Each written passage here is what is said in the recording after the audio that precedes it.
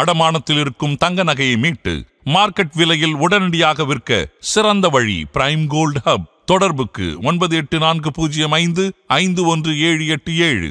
தங்கத்தை மட்டுமல்ல, உங்கள் தன்னம்பிக்கையையும் மீட்டுத் தருகிறோம்.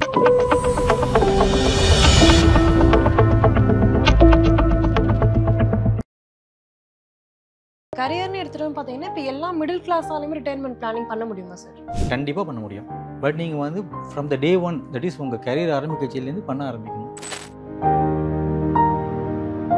மியூச்சுவல் ஃபண்டில் பொறுத்த வரைக்கும் ஒரு அட்வான்டேஜ் என்னென்னா, அதில் டைவர்சிஃபிகேஷன் நிறையவே இருக்கும். நீங்கள் டைரக்ட் ஈக்விட்டிஸில் போனால் உங்களுக்கு வந்து அந்த மாதிரி டைவர்சிஃபை பண்ண முடியாது. ரொம்ப காஸ்ட் அதிகம், நிறைய விஷயம் இருக்குது. ரிட்டையர்மெண்ட்டுக்கு வந்து ஒரு சொந்த வீடு மட்டுமே போதும், நான் கடைசி காலத்தில் அந்த வீட்டில் போய் இருந்துப்பேன், அதோட எனக்கு எந்த இதுவும் இல்லை அப்படின்றாங்க. இது எப்படி சார் பார்க்க? மேடம், வீடு உங்களுக்கு சோறு போடாது மேடம். நீங்கள் வந்துட்டு எவ்வளோ ஏறும் எவ்வளோ இறங்கும்னா நம்ம கையில் க்ரோத் ரேட் எந்த ஒரு பர்டிகுலர் ஸ்டாக்னேஷன் வருமா, இன்ஃப்ளேஷன் வருமா, உங்களுக்கு வந்து எந்த அளவுக்கு க்ரோத் இருக்குன்னு நம்ம சொல்ல முடியாது, படிக்க முடியாது. பட் ஒன்லி திங் இஸ், ஆனால் ஃபிக்ஸடை மட்டுமே நம்பி இருக்க முடியாது. எதனால் அப்படின்னா, பணவீக்கத்தை அது வந்து பெரிய லெவலில் பீட் பண்ண முடியல. அதனால் ஸோ நீங்கள் ஈக்விட்டிக்கு ஹைப்ரிட்லாம் போகிறீங்க, அப்போது நீங்கள் அதுக்கு ஏற்ற மாதிரி கன்சிடர் பண்ணி நீங்கள் எப்பயுமே கார்பஸ் வந்து ஒரு 10% எக்ஸ்ட்ராவை சேர்க்கறது தான் பெட்டர்.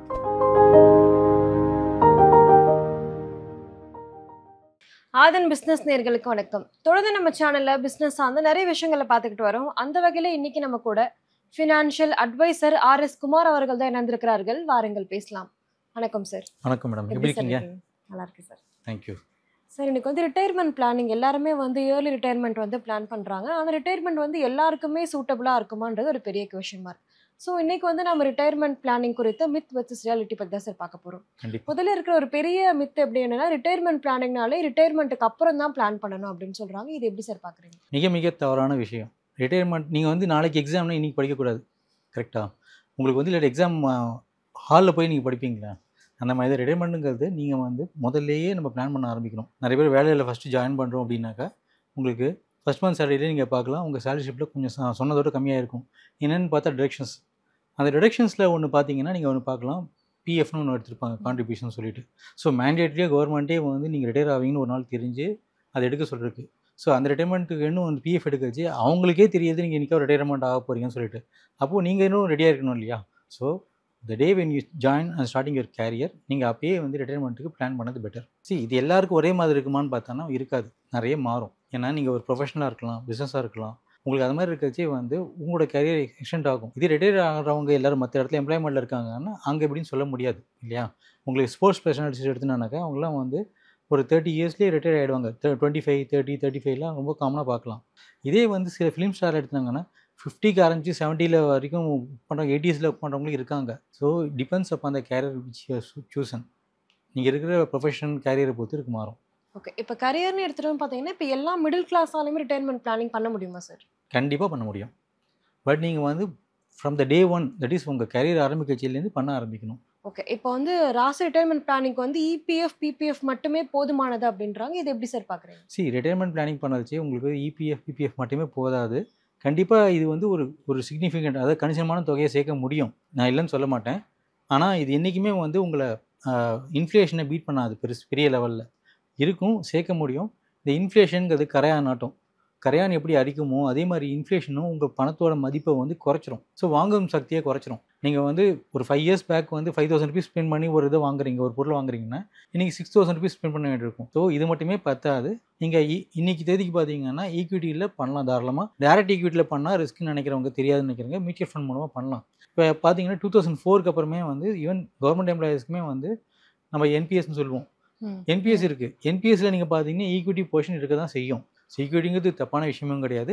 நீங்கள் வந்து பிளான்டாக நீங்கள் கால்குலேட்டட் ரிஸ்க்னு சொல்லுவாங்க, நீங்கள் இன்வெஸ்ட் பண்ணிங்கன்னா பிரச்சனையே வராது. மியூச்சுவல் ஃபண்டில் பொறுத்த வரைக்கும் ஒரு அட்வான்டேஜ் என்னென்னா, அதில் டைவர்சிஃபிகேஷன் நிறையவே இருக்கும். நீங்கள் டேரக்ட் ஈக்விட்டிஸில் போனால் உங்களுக்கு வந்து அந்த மாதிரி டைவர்சிஃபை பண்ண முடியாது, ரொம்ப காஸ்ட் அதிகம், நிறைய விஷயம் இருக்குது. ஸோ அதை பற்றி எதை பற்றியுமே டெக்னிக்கலாக தெரியாதுன்னா மியூச்சுவல் ஃபண்ட் ஹைப்ரிட்லேயோ இல்லை பியூர் ஈக்விட்டிலையோ நீங்கள் போகலாம், இல்லை ஃபிக்ஸி கேப்பில் நீங்கள் போகலாம். அந்த மாதிரி நீங்கள் பண்ணிங்கன்னா அப்பார்ட் ஃப்ரம் உங்களுக்கு பிபிஎஃப், இந்த இபிஎஃப் சொல்கிறீங்க இல்லையா, இதெல்லாம் வந்து நீங்கள் உங்களுக்கு நீங்கள் ரிட்டைர்மெண்ட்டை பற்றி பார்க்கணும் அப்படின்னாக்கா அசெட் அலோகேஷன் சொல்லலாம். அதாவது ஈக்விட்டி நான் ஈக்விட்டி போர்ஷன் சொல்லலாம். இப்போது இனிஷியல் டேஸில் நீங்கள் பார்த்தீங்க அக்ரெசிவ் ஈக்விட்டியில் மட்டுமே பண்ணலாம். ஏன்னா நீங்கள் இப்போ தான் நீங்கள் கேரிய ஆரம்பிச்சிருக்கீங்க. போக போக நீங்கள் வந்து கொஞ்ச நாள் கழிச்சதுக்கு அப்புறம் நீங்கள் வந்து டெட் போர்ஷனும் எடுக்கலாம். உங்கள் ரிஸ்க்கை டைவர்சிஃபை பண்ணலாம். ரிஸ்க் ஏன் டைவர்சிஃபை பண்ணுறோன்னா, உங்களுக்கு ஏற்ற இறக்கங்களை பார்த்தா எல்லாரும் அக்செப்ட் பண்ண முடியாது. அப்படி இருக்கச்சு ரிஸ்க்கை டைவர்சிஃபை பண்ண வச்சு நீங்கள் டெட் போர்ஷன் எடுக்கலாம். அந்த டெட் போர்ஷனுங்கிறது நீங்கள் எடுக்க வச்சு டெப்ட் போர்ஷனுக்கு பதிலாக நீங்கள் வந்து டெப்ட் இன்ஸ்ட்ருமெண்ட்டில் இன்வெஸ்ட் பண்ணலாம், இல்லை டெப்ட் மியூச்சுவல் ஃபண்டில் இன்வெஸ்ட் பண்ணலாம். அப்படி இல்லைன்னா அதுக்கு பதிலாக அது ரீப்ளேஸ்மெண்ட்டாக நீங்கள் பிபிஎஃப்ஓ இல்லை இபிஎஃப்லேயே கான்ட்ரிபியூட் பண்ணதை வச்சுக்கலாம் நீங்கள். Okay sir. இப்போ இன்னொரு மித்து என்ன அப்படின்னு பார்த்தீங்கன்னா, ரிட்டையர்மெண்ட்டுக்கு வந்து ஒரு சொந்த வீடு மட்டுமே போதும், நான் கடைசி காலத்தில் அந்த வீட்டில் போய் இருந்துப்பேன், அதோட எனக்கு எந்த இதுவும் இல்லை அப்படின்றாங்க. இது எப்படி சார் பார்க்க? மேடம், வீடு உங்களுக்கு சோறு போடாது மேடம். வீடு இருக்கலாம், உங்களுக்கு வந்து ரெண்ட்டு எல்லாருக்கும் நம்ம இதில் வந்து ஒரு பழமொழி சொல்லுவாங்க, எலி வலையாக இருந்தாலும் தனி வலையாக இருக்கணும் அப்படின்னு சொல்லிட்டு, நமக்குன்னு ஒரு சொந்த வீடு இருக்கணும் அப்படின்னு சொல்லிட்டுலாம். இது வந்து எல்லாருக்கும் ஆசை. அதாவது பேசிக் நெசசிட்டிஸ் பார்த்தீங்கன்னா உங்களுக்கு என்ன, உணவு, உடை, இருப்பிடம் சொல்லுவாங்க. நம்ம தங்கிறதுக்கு ஒரு வீடு இருக்கணும், ரைட்டு. அது சொந்த வீடாக தான் இருக்கணும்லாம் பார்க்குறாங்க. எல்லாருக்கும் ஆசை, தவறான விஷயமே கிடையாது. எல்லாருக்கும் வந்து ஒரு ட்ரீம் இருக்கும். நம்ம வந்து ஃபஸ்ட்டு வந்து ட்ரீம் ஹவுஸ் வாங்கணும் அப்படின்னு சொல்லிட்டு. ஒரு காலத்தில் நீங்கள் பார்த்தீங்கன்னா வீடு பார்க்கச்சு வந்து இண்டிவிஜுவல்ஸ் இருந்தது. இண்டிவிஜுவல் சப்போர்ட் பண்ண உள்ளங்காச்சு அப்பார்ட்மெண்ட்ஸ் ஆரம்பிச்சது. 30 இயர்ஸ் பேக் 95, 1995லாம் நீங்கள் பார்த்தீங்கன்னாக்கா. அப்போது இங்கே பங்களாவாக இருந்ததெல்லாம் நீங்கள் சுற்றி பார்க்கலாம், அப்பார்ட்மெண்ட்ஸ் மாதிரி எடுத்து. ஏன்னா 8 பேர் 10 பேர் வாங்குறாங்கங்காச்சு உங்களுக்கு வந்து அஃபோர்டபுளாக இருந்தது. இன்றைக்கி அஃபோர்டபுள்னு நினச்சா வந்து கண்டிப்பாக இல்லவே இல்லை. முன்னாடி ஒரு ஸ்டேஜில் பார்த்தீங்கன்னா அஃபோர்டபுள் அப்பார்ட்மெண்ட்ஸ் இங்கே சிட்டியை விட்டு தாண்டி போனீங்க அப்படிங்காச்சு தாம்பரமோ குரோம்பேட்டியாக இருந்தது. இப்போ அதுவே வந்து அவுட்ஸ்கர்ட்ஸ் சொல்ல முடியாது இல்லையா?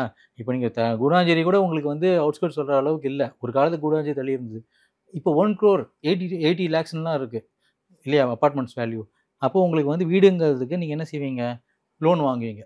லோன் வாங்கினா என்ன ஆகும் ஆக்சுவலாக? சிம்பிள் நான் கணக்கு சொல்கிறேன் மேம். 50 lakhs ஒரு வீடு, செகண்ட் ஹேண்ட் வீடு நீங்கள் பார்க்குறீங்க, ஒரு அப்பார்ட்மெண்ட் தான் அதுவும். 50 lakhsக்கு வந்து 20 lakhs நீங்கள் கையில் சேர்த்தது கொஞ்சம் குருவி சேர்க்கறோட கொஞ்சமாக சேர்த்ததை கொண்டு போய் டவுன் பேமெண்ட்டாக போடுறீங்க. பேலன்ஸ் 30 lakhs இருக்குது.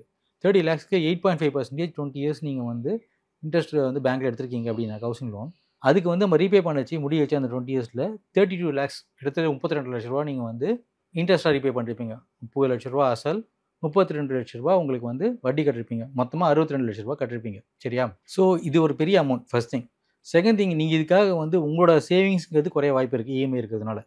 நீங்கள் வந்து நான் திடீர்னு ஒரு அட் ஏஜ் ஆஃப் 52 53 வந்து உங்களுக்கு வேலை போயிடுது, இல்லை டியூ டு சம் ரீசன்ஸ் உங்களால் ஒர்க் பண்ண முடியல, ஒரு பிரேக் பெருசாக விடுறது, அந்த அந்த வேலையில் கன்டினியூ பண்ண முடியலன்னு வச்சுக்கோங்களேன். அப்போது வந்து என்ன ஆகும், வீடு லோன் ஆல்மோஸ்ட் முடிச்சிருப்பீங்க, கையில் பேலன்ஸ் பிஎஃப்ஓ மற்றதோ வச்சு கட்டி கூட முடிச்சிருக்கலாம். ஆனால் சாப்பாடுக்கு மற்ற செலவுக்கு உங்கள் பையன் வந்து ஓரளவு வளர்ந்துருப்பாங்க, அவங்கள படிக்க வைக்கிறதுக்கோ இல்லாட்டி ஹையர் ஸ்டடீஸ் அனுப்புறதுக்கு இல்லையா, டே டு டே உங்களுக்கு வந்து உங்கள் இன்கம் ஸ்டாப் ஆகலாம், உங்கள் எக்ஸ்பென்ஸ் என்றைக்குமே ஸ்டாப் ஆகாது. எக்ஸ்பென்ஸுங்கிறது ஃபிக்ஸ்டாகவும் இருக்காது, இன்ஃப்ளேஷன் வந்துகிட்டே இருக்கும். போன மாதம் வந்து நம்ம வந்து ஒரு காய்கறி வந்து இப்போ 100 ரூபாய் கொடுத்து வாங்குறோம்னா இந்த மாதம் 120 ரூபா ஆகும். அடுத்த வருஷம் 150 ரூபா கொடுத்து வாங்க இருக்கும், 80 ரூபாய்க்கு வாங்க முடியாது உங்களால். ஸோ இதெல்லாம் நீங்கள் பார்க்க வச்சு ரிட்டைர்மெண்ட் ஆக வச்சு உங்களுக்கு வீடு மட்டுமே இருக்கக்கூடாது இல்லையா, கையில் பணமும் வேணும். இந்த எக்ஸ்பென்சஸ் வந்து உங்களுக்கு ஸ்டாப் ஆகாது. நீங்கள் வீடு வாங்குறது தப்பு கிடையாது, ஆனால் மற்ற சேவிங்ஸ்க்கு இருந்தால் பேலன்ஸ் இருக்கிற அமௌண்ட்டை வச்சு இஎம்ஐ கட்ட முடிஞ்சால் நீங்கள் வாங்கலாம். இல்லைனா வீடு மட்டுமே உங்களுக்கு சேவிங்ஸாக இருந்தால் உங்களுக்கு வந்து வாழ்க்கை ஓட்ட முடியாது. இப்போ வந்து ரிட்டையர்மெண்ட் பிளானிங் இன்னொன்று பார்த்தீங்கன்னா, எஃப்டியில் போட்டு வச்சு அந்த இன்ட்ரெஸ்ட் மட்டும் வச்சு என்னால் மேனேஜ் பண்ண முடியும். இது Middha realities?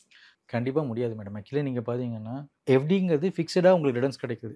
Not only FD, இப்போ உங்களுக்கு வந்து post office monthly income scheme சொல்கிறோம், அப்புறம் வந்து சீனியர் சிட்டிசன்ஸோட ஸ்கீம் சொல்கிறோம். இதெல்லாமே உங்களுக்கு வந்து ஒரு ரிட்டர்ன் ஃபிக்ஸடாக கிடைக்கும், நான் இல்லைன்னு சொல்ல மாட்டேன்.